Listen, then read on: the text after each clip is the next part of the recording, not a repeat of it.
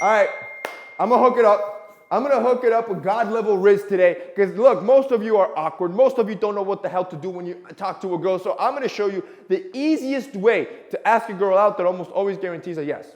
Or at least a conversation. Which takes me to number one. Just be straightforward, bro. Forget trying to make girls laugh. Forget cringy one-liners. While yes, those do have a time and place, they usually only work when you have extreme confidence and you've been doing this for a while. If you're just starting out, being straightforward is the best way to be perceived as confidence and not F it up. And look, this is not just me saying it. It's personal experience and also science backing me up that the best one-liner you can ever do is the, hi, my name's Jose, what's your name? Just literally go in for that. You have to understand that the one-liners don't work, and it's been tested scientifically. This one-liner will get 70% response rate. In other words, she'll say hi back, she'll give you your name, and now you're in a conversation, which is way better than a cringy one-liner that you don't develop with confidence, and now you're screwed. This takes me to number two. Always look great. This is important. I've told you this before. Your attractiveness, it's a gatekeeper to women, right? So if you approach a girl and you look like a bum and you're not funny and you're barely confident, you ruined all your chances and I'm going to tell you right now, you're going to get a no, right? You're not getting that girl's number. But if you smell great, your hygiene's on point, you're dressed to the T, like you're looking good, your confidence, okay, you started with a good one-liner, I promise you, now she's opening up, right? Because she saw you vision and she's like, yo, this guy's good looking, right? She's already starting to think in her head, I'm showing this guy to my friends, I'm showing this guy to my family, is he worth it? If she thinks that and you pass that first layer of test, now she's opening up to you. Looking good is one of the most powerful things you could do if you're just starting and you're asking girls out, which is why I try to hook it up with essentials. Bro, with essentials, I got basics for guys that make you look good every day of the week and you don't even have to put too much thought into it. The point is that I want you to look like the man every day of the week, when you're comfortable, when you're dressed up. That's why with our basics, I got it hooked up. And look, Valentine's Day is around the corner, bro. I want you to look good. And even if you get a no, I want you to be able to walk away and still look good. So I'm going to do an offer for you.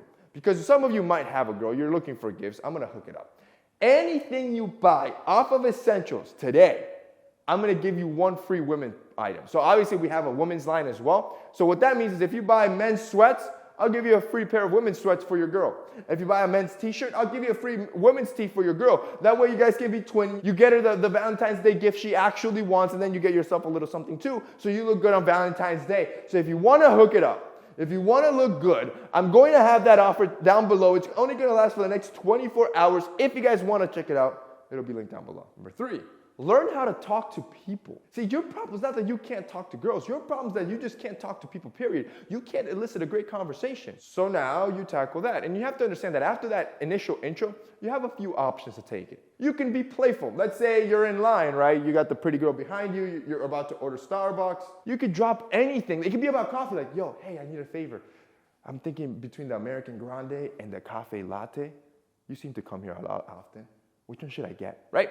Now she's engaged. She's probably a coffee lover. She'll be like, ooh, I actually like the caramel frap. Whatever. And now you start a conversation about coffee. You can be playful about it. You can also just ask for straight up advice. Let's say you're at school, right? Or you just see her randomly in the street. You could just pull up to her. You do the initial intro and be like, hey, I'm a tourist, or hey, I'm new in town. Do you know any good place to eat? Any good place to study? Any good place to catch a cup of coffee?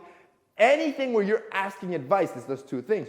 One, she sees you as not a threat. Two, everybody's down to help. And three, the brain is interesting. Once you do a favor for somebody, like giving them directions, it's very hard for your brain to reconcile that and think that they don't like you. In other words, when they do a favor for you, they're going to assume they like you because they did that favor for you. And then your next ask is more likely to get a yes. For example, can I have your number? Bro, I'm over here trying to help you out. Like, I'm giving you line-by-line plays here, bro. And this takes me to number 4. Now we dive deep. This is when you ask for the number. Remember, these initial cues, it's just a way to get lighthearted and connect with a complete stranger, which is very difficult to do because both of you have nothing in common. That's why using your surroundings, like the coffee scene, is so important. You find some sort of commonality or common ground that you can dive off of. Once that's rolling, you see that she's laughing, you could say something like, let's say after you pay for the coffee, right? You could be like, hey, I found you really interesting. I'd love to have your number. And then you just hand her your phone. Notice what happened there. You didn't say, hey, I think you're really pretty. Can I have your number?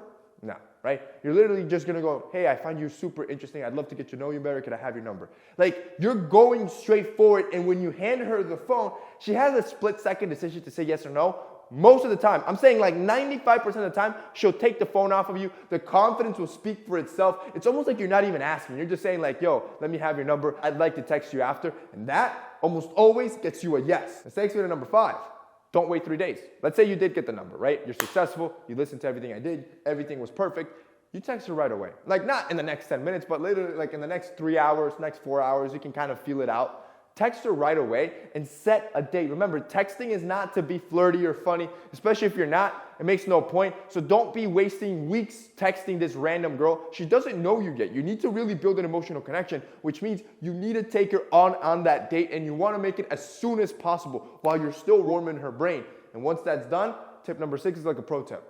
Do this 10, 20 times a month, right? Don't just do this with one girl. The problem with most men is that they roll their dice with one girl. But if you're, let's say, on dating apps, on every dating app, you're DMing girls, and then you're doing this in person 10, 20 times a month, not only are you developing your charisma and how you talk to women, and you're going to get smoother and smoother as time goes on, but you're going to have dates lined up every day of the week. Yeah, you're going to get some rejections, but I promise you, every day of the week, you'll have dates.